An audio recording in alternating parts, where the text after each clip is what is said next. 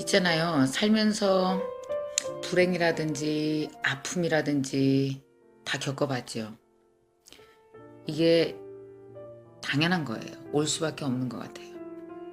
자, 마음이 있기 때문에 불행을 느끼는 거고 육체가 있기 때문에 아픔을 느끼는 거죠. 근데 우리가 이런 걸 자주 겪으면서도 이걸 어떻게 대처해야 되는지에 대해서는 참 인간이 미숙한 것 같아요. 일단 너무 놀라는 거예요.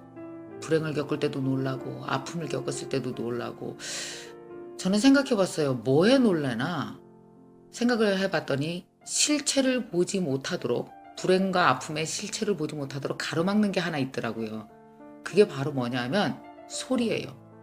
불행이 소리가 커요. 빡 하고 화약 터지는 소리가 나요. 불행이. 인생을 왜 잔잔하게 살다가 갑자기 뭐가 뻥 터지는 소리가 나잖아요. 예를 들면 나무가 있어요. 무릎에다 나무를 올려놓고 분질러 보세요, 한번.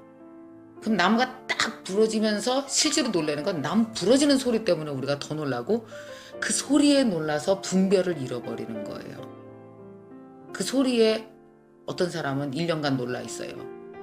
어떤 사람은 한 달 정도 놀라는 사람도 있어요. 소리로부터 벗어나서 나무의 실체를 봐야 돼요. 어디가 부러졌는지. 내 몸에서 일어난 일이잖아. 내 인생에서 일어난 사건이잖아요. 사건의 실체를 들여다보는 거죠. 말하자면 부러진 나무에 부러진 곳을 들여다보세요. 거기가 시작이에요. 부러진 그곳에서 시작해야 되는 거죠. 소리에 놀래서 이 나무 내 거 아니에요. 나 다른 나무 찾아볼래요가 아니고, 소리에 놀라지 말고 정신 차리고 나무를 들여다봐야 되는 거예요. 그럼 거기서 새순이 자라기 시작해요.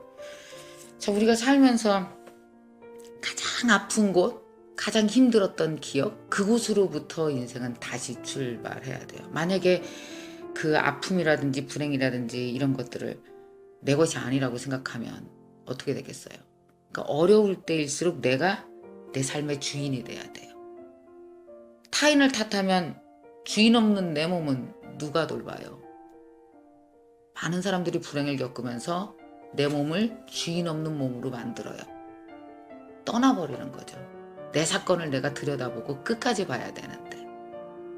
그래서 여러분, 혹시 지금 굉장히 아픔, 불행을 겪고 계시다면 생각해 보세요. 이런 거 있잖아요. 돈을 다 잃었어. 주식해서 완전히 망했어. 시험에서 떨어졌어. 혹은 가정에 굉장히 큰 문제가 생겼어. 아이가 아파. 얼마나 많은 불행한 일들이 생겨요. 그때 우리가 부러진 그곳을 정면으로 보고 그 시점으로부터, 불행의 그 시점, 부러진 그곳에서 시작하지 못하고 너무 소리에 놀라서 오랫동안 방황하고 있지 않은지 한번 보시고, 다시 여러분 사건의 주인, 여러분 인생의 주인, 여러분 몸의 주인이 되세요. 절대 남 탓하면 주인 없는 몸, 아무도 돌볼 사람이 없거든요. 여러분 몸에 진짜 상처의 주인이 꼭 돼보시기 바랍니다. 다음 시간에 또 다른 이야기로 뵐게요.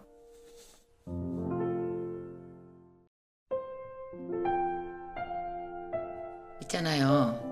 지난 3월이었어요. 제가 좀 어려운 일로 힘들어하고 있을 때 많은 분들이 저한테 응원의 메시지를 보냈거든요. 참 힘겨운 시간을 보내면서 내가 내 문제를 어떻게 해석해야 되나, 이게 내 인생에 어떤 의미일까를 막 고민하고 있을 때 고등학교 2학년 여학생이 저한테 용기를 내라면서 트윗에 글을 남긴 거예요. 이렇게 돼 있어요. 원장님, 이번 일로 더 성장하실 거예요. 이번 일이 원장님에게는 정말 좋은 강연의 에피소드가 될 거예요. 그러니까 그동안 힘드셨으니까 잘 쉬면서 더 좋은 앞날을 기대하셔도 좋아요. 세상에, 깜짝 놀랐어요. 고등학교 2학년 여학생이 인생에 이렇게 현명할 수가 있을까? 거의 주지스님 같은 말을 한 거 아니에요, 나한테. 그리고 다른 분들도 저한테 용기를 내라는 말을 정말 많이 했거든요. 저 가까운 분들은 김 원장 쉬어야 돼. 그동안 너무 피곤했어. 더 잘 되려고 이런 시련이 있는 거야. 그리고 사람이 불행을 당했을 때는, 힘든 일을 당했을 때는 더 큰 인물이 돼. 어떤 분은 그래요. 큰 인물이 되려면 4번은 망가져야 큰 인물이 된다. 뭐 온갖 정말 이 현인 같은 말, 정말 이 뭐 몇천 년 전에 공자님이나 했을 말들이 막 쏟아져 나오는데, 제가 그 순간 이런 생각을 했어요. 야, 다 내 스승이구나. 고등학교 여학생조차도 내 스승이었구나. 내가 괜히 선생 노릇한다고 설쳐댔구나, 그동안. 다 이렇게 스승인 것을. 자, 가만히 한번 생각해봐요. 우리가 남일에 대해서는 얼마나 스승인지 알아요? 세상에 만약에 연애하다가 헤어졌어. 그럼 친구들이 뭐라 그래요? 야, 너 더 잘 되려고 그러는 거야? 너 더 좋은 남자 만나려고 그러는 거야? 너 이게 다 신의 뜻이야. 더 좋은 남자 만나려는. 남일에 대해서는 세상에 어쩜 그렇게 현명한지. 근데 막상 우리 일을 겪을 때는 어때요? 막상 남자와 헤어진 사람은 난 그 남자 없으면 하루가 산만리 같고 너무 죽을 것 같고 너무 힘든 거야. 내 문제를 해석하는 데 있어서는 사람들은 대부분 다 어떠냐면 마치 초등학생보다도 못하게 바보처럼 내 문제를 대해요. 그래서 어떻게 만드느냐면 세상에 그렇게 더 비참할 수는 없을 정도로 가장 비참하게 내 사건을 해석해요. 바보처럼. 근데 남 일을 대할 때는 주지스님보다도 더 현명하게 그렇게 내 문제를 아주 사랑스럽게 대하는 거예요. 자, 한번 생각해 보세요. 우리가 우리 문제에 대해서 얼마나 바보처럼 대하고 있는지, 남 문제에 대해서는 얼마나 스승처럼 대하고 있는지. 그래서 많은 스님들이 절에서 수행을 하실 때 남 문제 해결하는 거 아니거든요. 자기 인생 들여다보는데 50년이 지나가요. 내 인생 들여다보는데. 그러니까 우리가 남의 문제를 들여다보는 데는 스승처럼 정말 현명하고 정말 익숙하면서 내 문제를 보는 데는 가장 익숙하지 못하고 가장 바보처럼 생소하게 대하는구나. 저도 이번에 몇 개월 동안 내 문제를 생각했어요. 난 내 문제를 봐야 돼. 내 문제를 갖고 수행해야 돼. 그리고 내 문제를 가장 비참하지 않고 몇천 년 전에 스승처럼 내 문제를 대하자. 좀 더 간격을 놓고 남의 문제라고 생각하면 더 현명하게 뭔가 해결할 수 있지 않을까. 그렇게 생각하면서 많은 걸 깨닫게 됐거든요.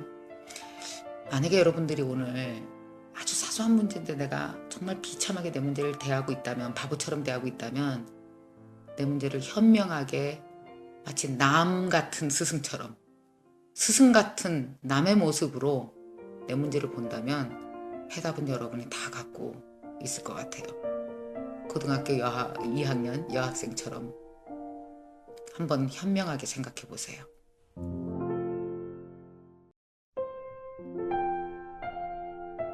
있잖아요. 100% 확신을 갖고 하는 일이 있으세요? 100% 확신을 갖고 결정했다라는 그런 인생의 결정된 과거가 있으세요? 결혼은 100% 확신 갖고 했나요? 학교는 100% 확신 갖고 들어갔나요? 지금 일은 100% 확신을 가지고 그 일을 하고 있나요? 우리 직원이 나랑 꽤 오래 일한 직원이에요. 자기 팔아먹는다고 또 뭐라고 그러겠다 나한테. 그 에피소드를 그만 쓰라고 나한테 경고했거든요. 근데 뭐 써야지. 지금 벌써 나랑 같이 일한 지 8년 9년 다 됐어요. 근데 있잖아요. 저는요 이런 얘기를 해요. 있잖아요 원장님, 저는요 내가 일을 진짜 좋아서 하는 건지 모르겠어요. 9년을 했는데 진짜 그러니? 예, 저도 이 일이 정말 내 일인지, 남들은 정말 막 이럴 때 보면 100% 확신을 갖고 막 달리는 것 같아요. 원장님도 그러시잖아요. 근데 나는 이 일에 확신이 없어요. 근데 그냥 하는 거예요. 그래서 내가 뭐라 했는지 알아요? 나도 똑같아. 나도 그래. 원장님도 그래요? 정말? 아니에요. 원장님은 100% 확신 갖고 하잖아요. 아니, 나 65%의 확신으로 혹시 35%가 나한테, 확신 갖지 못한 35%가 나한테 후회를 줄까봐 65% 확대하고 있는 중이야. 100으로 노력하면서. 그 친구가 깜짝 놀랐어요. 저는 원장님은 100% 확신 가진 줄 알았어요. 자, 강의하는 일이 나한테 정말 좋은 일이에요. 근데 나 다시 태어나면 딴 것도 하고 싶어요. 왜냐하면 내 안에 다른 성분이 있는 거 아니까. 그런데 30대 일을 선택을 했고 이 정도면 잘할 수 있을 거라고 선택했고 그걸 계속 확대해 나가는 중이거든요. 우리 인생 다 그래요. 100% 확신 갖는 거 아무것도 없어요. 우리 짜장면 짬뽕도 선택 못 하잖아요. 중국집 갔어요. 짜장면 드실래요? 짬뽕 드실래요? 그러면 많은 사람들이 짜장면인데 짬뽕도 먹고 싶고 짬뽕인데 짜장면도 먹고 싶고 그래서 짜장면을 시켰어. 근데 계속 남 시킨 짬뽕에 계속 눈길이 가죠. 저거 먹을 걸. 그러면서 짬뽕 먹는 게 인생이에요. 우리 죽을 때까지 그렇게 산다고요. 짜장면 짬뽕의 갈등 속에서. 그게 이제 나는 짬짜면 갈등이라고 생각해요. 그러면 짬짜면을도 나왔잖아. 그래서 갈등하는 사람 위해서. 그럼 짬짜면 먹으면 갈등이 안 생기나? 그냥 하나로 통일해서 짜장면 하나만 먹을 걸 괜히 2개 먹느냐고 입맛 버렸네. 짜장면 짬뽕만 그럴까요? 결혼은 안 그래요? 100% 확신 갖고 하나요? 그때 그 남자랑 살았으면 더 좋았을 걸. 직장은 안 그래요? 그때 거기 들어갔었으면 더 좋았을 걸. 여러분 인생의 모든 건요 짬짜면이에요. 근데 내가 가진 65%가 선택인 거예요. 그리고 그 선택을 갖고 100이라고 믿고 살아가는 거죠. 100처럼 만들면서 살아가는 거죠. 저 65%를 가졌는데 그 35% 때문에 괴로워하지 말고요. 65%를 100처럼 만들면서 사세요. 남들 다 그러고 살고요. 나도 그렇게 살고 있어요. 근데 남들은 꼭 100인 것 같아서 65% 가진 내가 너무 초라해 보일 때 많죠. 일하면서 결혼 생활하면서 살아가면서. 아니요. 전 국민이 65%, 전 세계인은 대통령조차도 누구도 다 65%로 살고 있다. 확신을 가지세요. 선언합니다. 김미경 65%입니다. 그러고 살고 있어요. 65%, 35%, 짬짜면 오늘 여러분들이 꼭 생각해 봐야 할 과제입니다. 한번 생각해 보세요.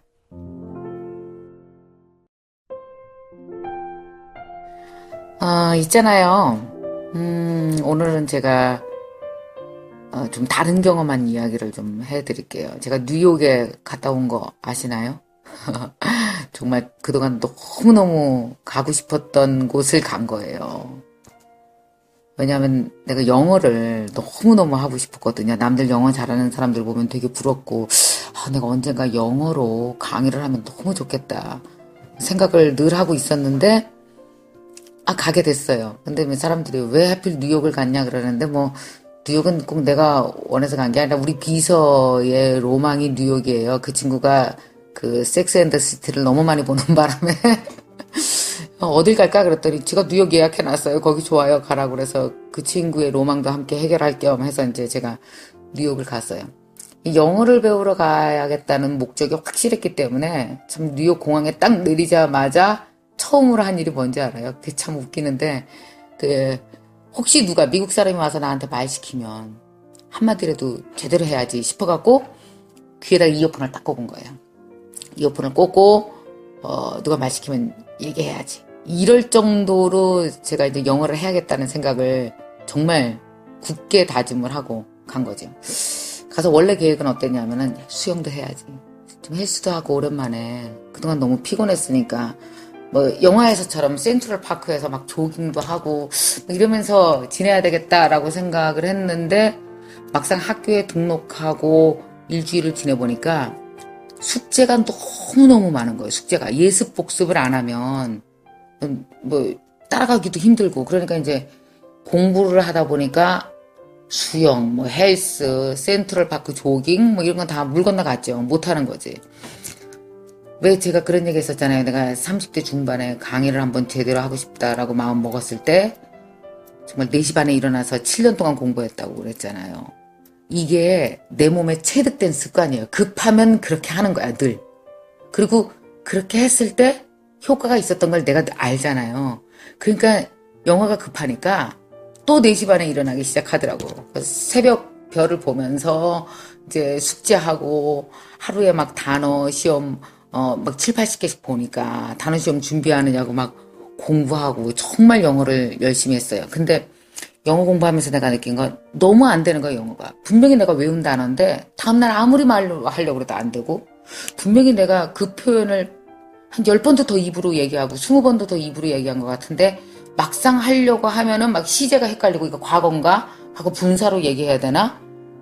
이거 뭐였지? 막 너무 헷갈리고 나 왜 이렇게 안 되지? 정말 낮 시간은 좌절의 연속이에요. 그래서 사람들이 나한테 영어 많이 하고 오셨어요? 라고 물어보면 이렇게 얘기해요. 영어에 많이 걸려서 넘어지고 무릎 많이 까지고 왔어요. 라고 내가 얘기하거든요. 정말 영어 때문에 너무 고생을 했는데 참 신기한 건 그렇게 몇 주를 지나고 났는데 어느 순간 들리고 어느 순간 되는 거예요. 어떤 생각을 했냐면 신기하게도 내가 밤늦게까지 공부를 하다가 자잖아요. 그러면 나는 좌절 속에서 잠이 들었는데 좌절하지 않은 한 사람이 내 안에 또 있어요. 그게 누구게? 내 세포. 나는 낮 시간에 난 영어가 왜 이렇게 안 돼? 완전히 공포와 좌절 속에서 잠이 들었는데 내가 자고 있는 동안 내가 그렇게 강하게 열망한다라는 걸 가장 아는 사람이 누굴까? 내 몸 안에 있는 세포는 알잖아. 내가 얼마나 영어를 잘하고 싶은지 걔는 깨어 있었더라고, 자는 동안. 그래서 세포가 공부를 하신 거야, 내 대신. 그래서 어느 순간 열망한 모든 것들이 내가 열망했던 그 단어를 말할 수 있게 되더라고요. 그래서 지금 혹시 만약에 인생에 대해서 너무 좌절하고 낮 시간에 깨어있을 때 나는 왜 이렇게 안 돼? 라고 생각한다면 그냥 자요. 괜찮아. 자는 동안 내가 낮 시간에 그렇게 좌절하면서 열망했던 그것을 누가 안다 그랬어요? 세포가 안다 그랬잖아. 걔가 일할 거야. 걔가 기억하고 걔가 그것을 이룰 수 있게끔 걔가 공부하고 있다고. 그래서 어느 순간 되어지는 거거든요. 그래서 모든 일은 낮 시간에 내 육체가 하는 것뿐이 아니다. 내 육체의 신호를 세포가 받아들이고 자는 동안 그 아이가 할 것이다 라고 생각하고 오늘 편안하게 자세요. 중요한 건 열망하는 건 놓치지 말고 뭐든지 원하는 게 되어질 거예요. 천천히 잘 자고 잘 먹고 좌절하지 않을 것. 그게 내가 영어 공부하면서 느낀 겁니다. 다음에 또 재밌는 이야기 또 느낀 거 해드릴게요.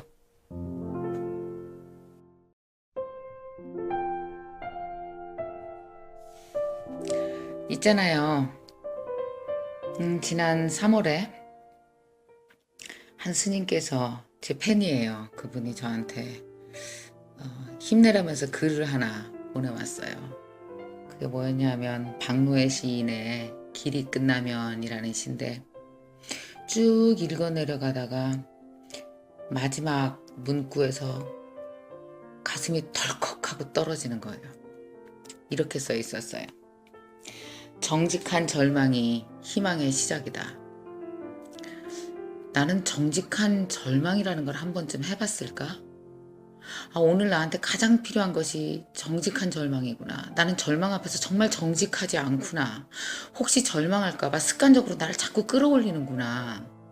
그것이 나를 오히려 더 절망에 빠뜨리고 있구나 라는 생각을 하게 됐어요.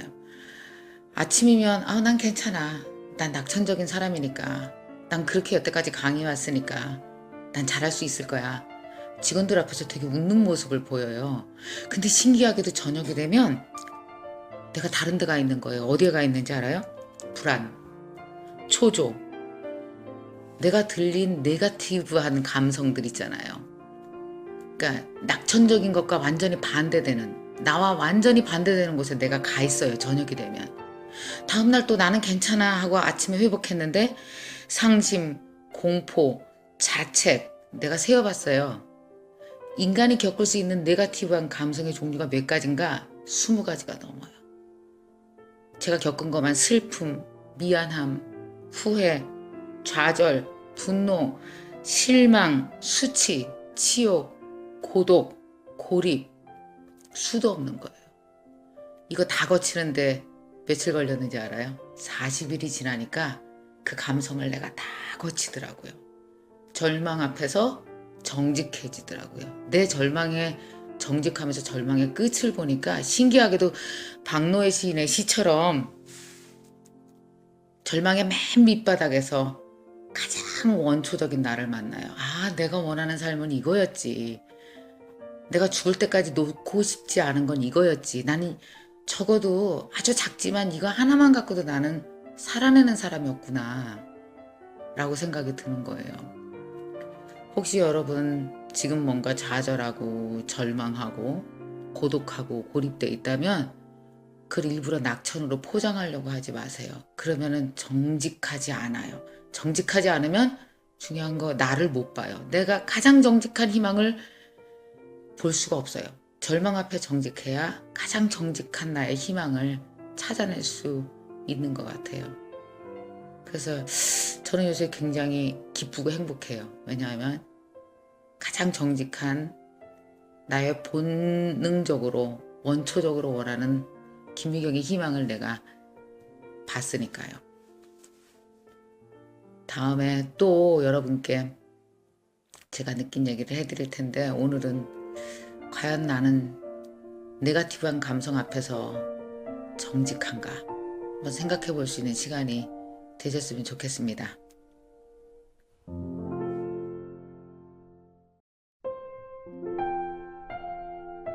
있잖아요. 여러분들은 누구의 시간을 살고 있나요? 다른 사람의 시간을 흘끔흘끔 쳐다보면서 다른 사람의 시간에 맞추느냐고 힘들게 살고 있나요? 아니면 여러분만의 시간을 살고 있나요? 사람은 태어나면서부터 죽을 때까지 결국 자신만의 시간을 살아가는 것 같아요. 그런데 20살? 25살까지는 사실은 다른 사람의 시간을 살아주지 않았나 난 그렇게 생각해요.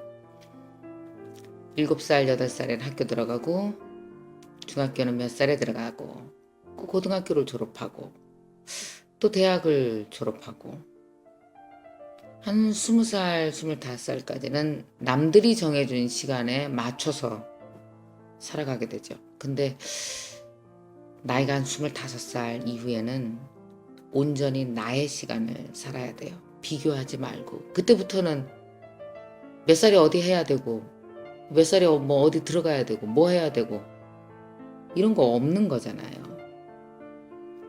이번에 미국에 가서 공부를 하다 보니까 우리 반에서 내가 제일 늙은 사람이었었어요. 대부분 다 공부하러 20살에서 25살에 왔더라고. 나만 나이 50에 영어를 한다고 미국에 가서 학원에 앉아 있는 거예요. 너무 늦은 거 아닌가? 이 나이에 영어를 배워도 되나?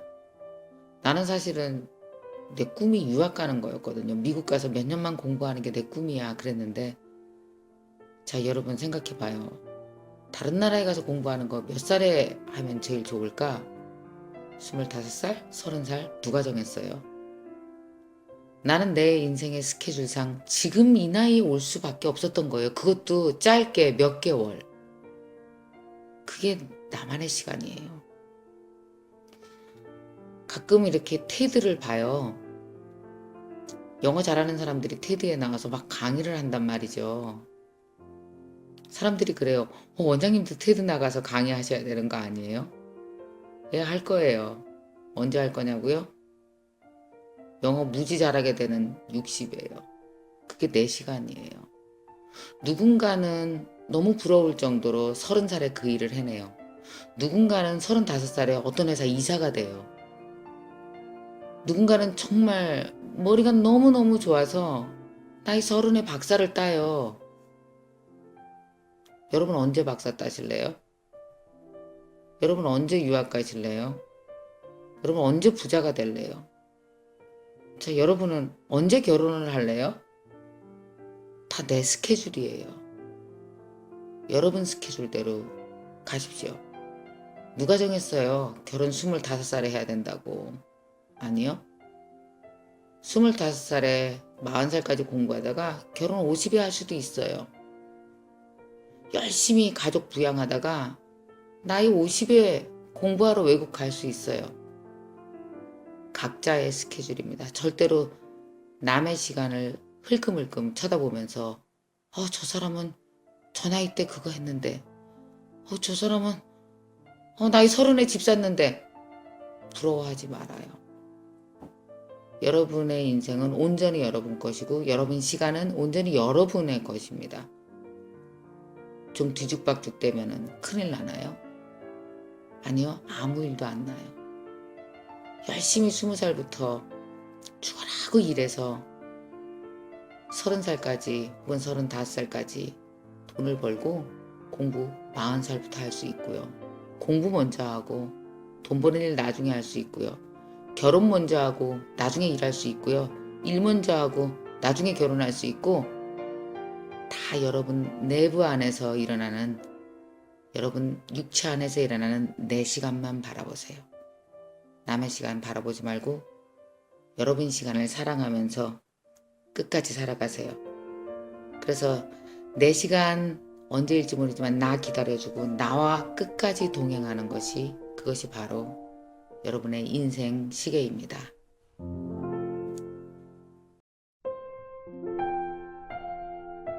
있잖아요.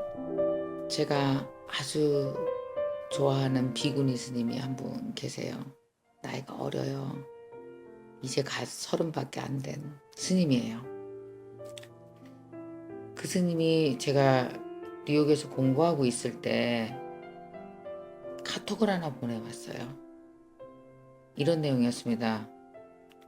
원장님, 하나가 100이고 100이 하나입니다. 오늘 그걸 깨달았습니다. 원장님 요즘 많이 외로우시죠? 공부하느라고. 또 그 많은 활동하다가 공부만 하고 있으니 너무 답답하시죠? 근데 원장님이 지금까지 해왔던 100가지 일은 원장님이 지금 하고 있는 공부, 그거 하나와 같은 겁니다. 원장님이 지금 좋아하고 있는 공부 하나를 죽어라고 하다 보면요, 이미 그 공부는 100에 맞닿아 있는 거예요. 100과 같은 겁니다. 이미 100이 이루어진 거나 마찬가지예요. 그러니까 용기 내시고 공부만 열심히 하세요. 공부만 열심히 해도 100을 다 이룬 거예요. 라고 얘기를 하시는 거예요. 그 카톡을 보고 한참 생각했어요. 근데 정말 너무 힘이 되고 큰 용기가 되더라고요. 여러분은 어떻게 생각하세요? 믿어요? 하나가 100이고 100이 하나일까요? 그래서 이런 생각을 해봤어요. 우리가 살다가 보면은 100을 갖고 있어도 하나가 부족하면, 그 하나가 내가 정말 진실로 원하는 것이라면 100을 다 갖고 있어도 아무 소용이 없잖아요. 부자예요. 돈도 있어요. 예뻐요. 모든 걸 다 가졌어요. 근데 사랑하는 남자가 떠났어요. 그 하나를 이름으로 인해서 100이 다 암흑이 돼버리잖아요. 또 반대의 경우도 있어요. 자, 우리가 100을 다 잃었어요. 100을 다 잃었어요. 돈도 없고 아무것도 없어. 내가 좋아하는 모든 걸 잃었을 때, 그러나 한 평짜리 방에서 사랑하는 남자와 함께 있을 수만 있다면 세상이 다 장밋빛으로 변하잖아요. 사실 여러분은 그 하나를 다 갖고 있습니다. 가만히 생각해 보면은요, 내가 100이 다 사라져도 이거 하나만 있으면 되겠다라는 희망적 요소를 사람들은 누구나 다 하나씩 갖고 있어요. 여러분의 하나는 무엇인가 한번 생각을 해보세요.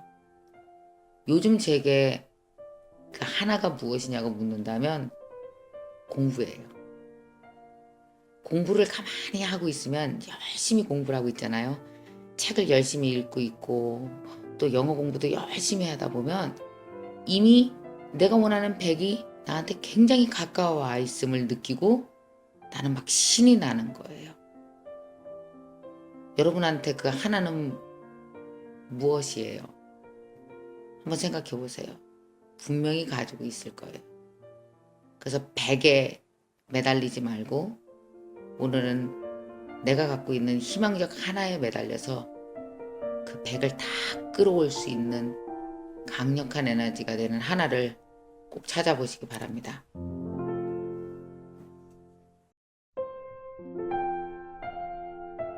있잖아요. 여러분들 공부에 대해서 생각해 봤어요? 저한테 막내가 있습니다. 지금 10살이에요. 이제 초등학교 3학년. 얘가 이제 요새 공부하느냐고 아주 죽어나요. 되게 힘들어하고 있어요. 얼마나 하기 싫겠어요. 매일 하는 건데 공부가 무슨 재미예요. 노동이지. 얼마 전에 우리 딸이랑 일요일날 아침에 나가서 아침을 같이 먹으면서 대화를 나눴어요. 주제는 공부. 우리 딸이 물어봐요. 엄마, 공부 왜 해야 돼? 이게 지겨운 거 꼭 해야 돼? 묻더라고요. 그래서 제가 얘기를 해줬어요. 엄마가 공부에 대해서 명쾌한 정의를 한번 내려주겠다. 그리고 제가 이런 말을 했죠. 공부란 무엇이냐 하면 네가 태어나기 전에 세상에 무슨 일이 있었나 알아내는 게 공부야. 너 태어나기 전에 세상에 무슨 일이 있었는지 네가 다 알아야 그래야 이어서 살지. 무슨 일이 있었는지 모르면 너 어떻게 살아야 될지 모를 거 아니야. 그 다음 뭘로 이어서 살지 모를 거 아니야. 사실 여러분 한번 생각해봐요. 우리 회의 딱 들어갔어요. 그랬더니 사람들이 회의를 하고 있어. 그럼 우리 알려고 그러잖아요. 야, 무슨 얘기 했냐? 무슨 얘기 했냐? 왜 알려고 그래요? 그래야 이어서 회의를 할 거 아니에요. 만약에 그 전에 회의 때 무슨 일이 일어났는지 모른다면 헛소리 할 거 아니에요. 마찬가지예요. 내가 태어나기 이전에 세상에 무슨 일이 일어났는지 모르면 우리 헛짓하고 산단 말이죠. 그랬더니 우리 딸이 그 얘기를 한참 듣더니 그럼 엄마 늦게 태어날수록 손해네. 그러면 공부해야 될 게 되게 많을 거 아니야. 그래서 또 제가 얘기를 해줬죠. 야, 늦게 태어나면 손해가 아니지. 왜냐하면 아마 엄마가 너보다 더 손해봤을걸. 너 엄마 때는 전자계산기도 없었어요. 너 주산이라고 너 본 적도 없어. 그걸로 수학했다. 너 지금 얼마나 편하니? 컴퓨터 있지. 엑셀 파일 있지. 그래서 수학 얼마나 편하게 공부해. 늦게 태어나면 다 압축해서 쉽게 공부할 수 있게 또 사람들이 다 만들어놨어. 그러니까 손해고 뭐고는 없는 거지. 조금 더 이해를 하는 것 같더라고요.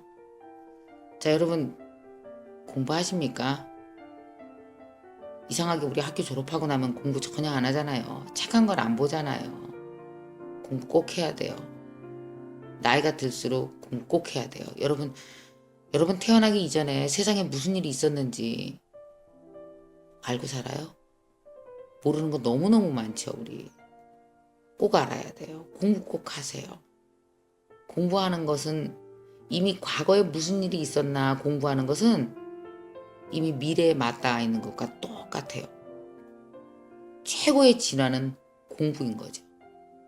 미래를 보기 위해서는 과거를 들여다봐야 되고요. 그래서 우리 딸이 또 묻는 거예요. 그러면 공부한 다음에 다 알고 나면 뭐 해야 되냐? 과거를 다 알고 난 다음에 뭐 해야 되냐? 묻길래 제가 그랬죠. 그러면 다 할 수는 없고 다 할 수는 없잖아. 그러니까 그중에 네가 제일 좋아하는 거 하나만 택해서 사람들이 이뤄놓은 거, 사람들이 공부한 거에다가 네가 공부한 걸 조금 더 보태. 그래서 네 다음에 오는 사람한테 네가 보탠 거, 네가 조금 보태는 거 그 사람이 공부할 거리 만들어주고 가는 게 그게 진짜 제대로 된 공부야. 얘기했더니 글쎄 초등학교 3학년이 알아들었는지 못 알아들었는지 근데 어쨌든 반은 알아들은 것 같아요. 저는 요즘도 공부 열심히 합니다. 왜 공부하는지 아세요? 공부가 곧 진화니까요. 공부가 곧 미래니까요. 여러분 아무리 나이 들어도 진화하고 살고 미래에 살아야 되잖아요. 꼭 공부하십시오.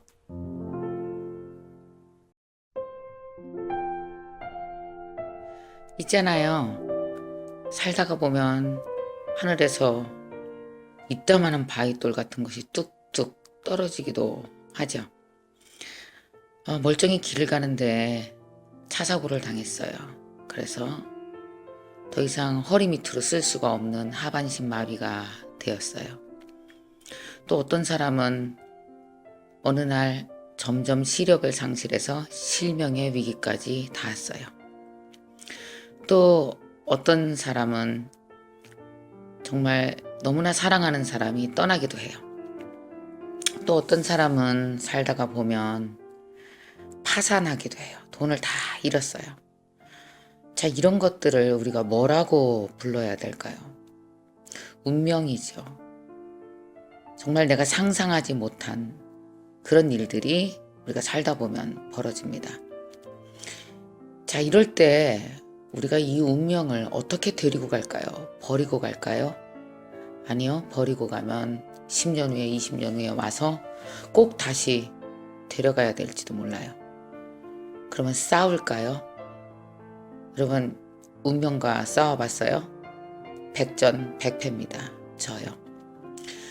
자, 이렇게 바위돌처럼 큰 운명이 나에게 뚝 떨어졌을 때 이걸 작은 조약돌처럼 만들 수는 없을까 생각했어요, 저는. 왜냐하면 작은 조약돌처럼 큰 바위돌을 이렇게 조약돌처럼 만들면 주머니에 넣고 다니면 되지 않을까? 얼마 전에 하늘에서 떨어진 그 큰 바위돌을 잘게 조개서 내 것으로 받아들여서 그걸 주머니 속에 넣고 다니는 사람을 봤어요. 이제는 그 사람의 그 거친 운명과 그 사람과 완전히 하나가 돼서 너무 잘 어울리는 거예요. 여러분, 팀팀5였던 이동우 씨를 기억을 할 겁니다. 그분은 점차 시력을 잃어가는 병을 얻었죠. 근데 얼마 전에 제가 우연히 트위터에서 그분이 재즈 가수로 데뷔를 한다는 소식을 듣게 됐어요. 그래서 그분 노래하는 걸 듣기 위해서 제가 혼자 막 운전을 하고 저기 경기도 용인까지 갔었어요. 갔더니 까만 선글라스를 쓰고 그 가수 웅산 씨 아시죠? 제가 굉장히 좋아합니다. 그 웅산 씨로부터 사사를 받아서 드디어 재즈 가수가 돼서 노래를 부르는데, 그 까만 선글라스와 그 노래와 그 사람과 얼마나 지난 세월과 그리고 미래가 다 어울리는지, 우리 같으면 어땠을까? 점점 시력을 잃어가고 이제는 전혀 앞을 볼 수 없는 지경에 이르렀는데도 불구하고 그는 자기 주머니 속에 그 운명을 집어넣었어요. 그리고 친구처럼 같이 다니는 거예요. 운명이 사람과 저렇게 어울릴 수도 있구나. 저렇게 어울리게 만들기 위해서, 운명과 친구가 되기 위해서 저분이 얼마나 그 운명과 대화를 해왔을까. 그런 생각이 들더라고요. 이제는 그 작은 돌멩이가 이제 돌멩이가 아니라 저 사람에게 빛나는 보석이 됐구나. 여러분, 그 과정을 짐작할 수 있어요? 처음 당했을 때 그 엄청난 거친 운명. 정말 집채만한 바위가 하늘에서 뚝 떨어진 것 같고 그 안에 깔려 죽을 것 같은데 기어이 일어난 힘은 무엇일까요? 꿈이죠. 자, 그 꿈으로 바위돌을 돌멩이처럼 작은 조약돌로 만들고 주머니 속에 들고 다니면서 친구처럼 친해지고, 이제는 그 돌멩이가 그에게 빛나는 보석이 됐습니다. 지금 여러분 한번 생각해 보세요. 나에게 다가온 바위돌만한 운명은 무엇인가? 짓눌려 죽으면 안 되는데, 그렇다면 이것을 내 친구로 받아들이는 순간 바위돌은 작은 조약돌이 되죠. 인간은 어쨌든 그렇게 살아나갈 수 있는 정말 강인하고 현명한 존재인 것 같아요. 자, 여러분의 운명이 조약돌이 되고 보석이 될 때까지 우리가 살아낸다는 게 바로 인간이다 라는 생각이 듭니다.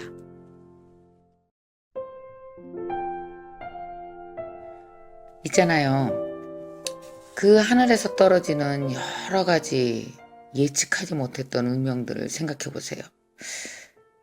우리가 예측하지 못했던 운명들은 참 종류가 여러 가지예요. 가만히 저는 생각해 보면 그 운명의 필수 조건은 예측하지 못한 때에, 예측하지 못한 나에게, 예측하지 못한 장소에서 벌어지는 여러 가지 인생의 크고 작은 사건들이죠. 우리가 이런 걸 운명이라고 부른단 말이죠. 자, 이런 운명들이 하늘에서 뚝뚝 떨어집니다. 만약에 예측했다면 그건 운명이라고 안 불러요. 주문한 대로 오고 예측한 대로 왔다면 그게 운명이겠어요? 택배지. 자, 이렇게 우리에게 운명이 뚝뚝 떨어지는데 저는 혼자서 그런 생각을 해봤어요. 우리가 겪게 되는 A급 운명은 무엇일까? 가장 강력한 거, 여러분 뭐라고 생각해요? 내 몸에 가해지는, 내 육체에 가해지는 건강에 관련된 거겠죠. 더 이상 앞을 볼 수 없어. 더 이상 걸을 수 없어. 누워만 있어야 돼. 이런 모든 것들이 A급 아니겠어요? 그럼 B급은 무엇일까? 또 생각해봤어요. 가장 가슴 아픈 거 뭘까? 사람에 관련된 거구나. 누군가를 잃는 거구나. 그쵸? 관계에 관련된 거. 자, 그러면 한 C급 정도 되는 건 뭘까요? 돈에 관련된 거. 이것도 크죠. 잘 살다가 완전히 파산을 한다든지. 정말 이런 것들은 우리가 살면서 겪게 되는 것 같아요. 근데 누가 APC 등급을 감히 매길 수가 있겠습니까? 사실 어떤 사람은 아이가 6학년 때까지 전교 1등을 했대요. 근데 중학교 1학년 들어가면서부터 애가 정확히 꼴찌를 하는 거예요. 248등. 그것도 쉽지 않아요. 어떻게 매 학기 248등을 해요? 246등도 할 수 있잖아요. 근데 그 아이가 248등을 했다는 사실은 뭘 얘기하는지 아세요? 시험을 안 봤다는 거예요. 아예. 자, 이 엄마에게 가해진 운명. 초등학교 6학년까지 전교 1등을 하던 애가 중학교 들어가서 거침없이 꼴찌를 하는 거예요. 사실 이 엄마에게는 아이의 성적 떨어짐이 ABC 등급, 일반적인 등급에는 어느 곳에도 없지만 사람에 따라서는 ABC 등급에 속하지도 않은 운명이 자기에게는 가장 가슴 아픈 특A급 운명일 수 있잖아요. 가끔씩 저는 사실 우리의 인생을 좌지우지할 수 있고 생사를 오가는 운명이 아닌데도 불구하고 그 밖에 일어나는 사건, 그 외에 일어나는 크게 보면 작은 사건인데도 불구하고 우리는 그걸 기어이 특A급으로 만들어버립니다. 그래서 자신을 해하는 거죠. 자신을 기어이 해야 할 운명이 아닌데도 불구하고 그걸 끌어올리는 거예요. 말하자면 작은 돌멩이 같은 운명이라 주머니에 갖고 다녀도 돼. 그냥 그걸 받아들이고 사는 방법을 연구하면 얼마든지 살 수 있는데 불구하고 그 운명을 바위돌처럼 내 마음에서 키워버리는 거예요. 그래서 살 수 없는 지경까지 만들어버리는 거죠. 가끔씩 우리는 작은 돌멩이 같은 운명을 바위돌처럼 만드는 실수를 범합니다. 굉장히 치명적인 실수죠. 자, 아이가 성적이 전교에서 10등하다 전교에서 60등으로 떨어졌어요. 이게 무슨 축에나 끼겠어요? 운명 축에나? 근데 아이의 운명을 뒤바꿀 수 있다고 아이를 협박하는 엄마들이 있어요. 너 이러면 평생 거지로 산다.